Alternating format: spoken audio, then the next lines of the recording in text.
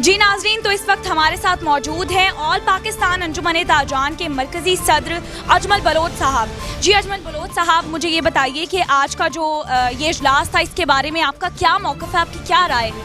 देखें, ये इजलास हमने मुशावरत के लिए बुलाया है और मुशावरत यही की है आपके सामने कि हम अगला लाएअमल जो अगला एहतजाज है हमारा वो कैसे होगा। तो राय लोगों की आ गई है, उस राय पे अब कोर कमेटी फैसला करेगी कि हमने क्या करना है।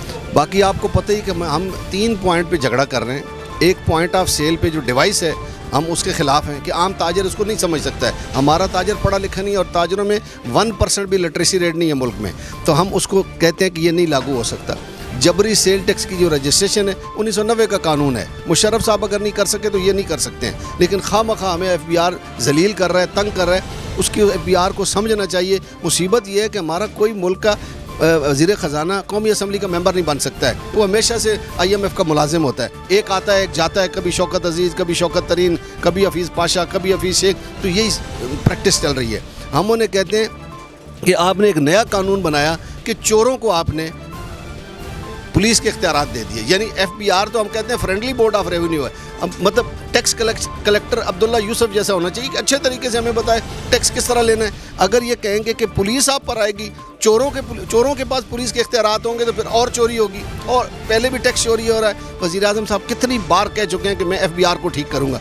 FBI ठीक नहीं हो सकता, ये चोरों का गढ़ है, और हमने उनके दरवाजे पर जाकर कहा है कि हम साबित करते हैं कि आप चोर हैं। आप जो हम टैक्स देते हैं उसको में भी चोरी करते हैं और लोगों को चोरी सिखाते भी हैं। अभी पॉइंट ऑफ सेल पे क्या हो रहा है, FBI को प्राइवेट इदारा है जो ये पॉइंट ऑफ सेल पे डिवाइस लगा रहा है, वो चोरी सिखा रहा है कि भाई आपने इस तरह चोरी करनी है, कोई 1 नंबर की रसीदें निकालें।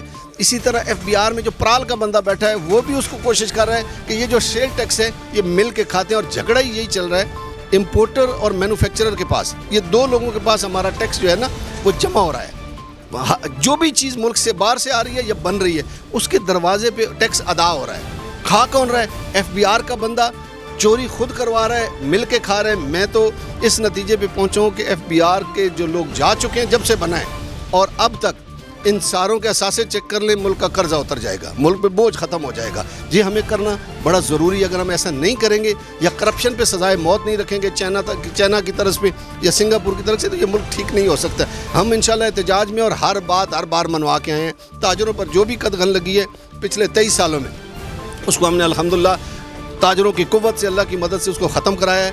शनाख्ती कार्ड की शरत कुछ अर्सा पहले थी, वो ख़त्म करी। अब ये भी कोई मसला नहीं है। इंशाल्लाह जिस दिन ताजर बाहर निकल आए ये भी मसला हल हो जाएगा। जी अजमल बलोच साहब हमारे साथ मौजूद थे, उन्होंने अपना मौक़िफ़ पेश किया। उनकी कीमती वक्त का बहुत शुक्रिया। जी अस्सलाम वालेकुम सर।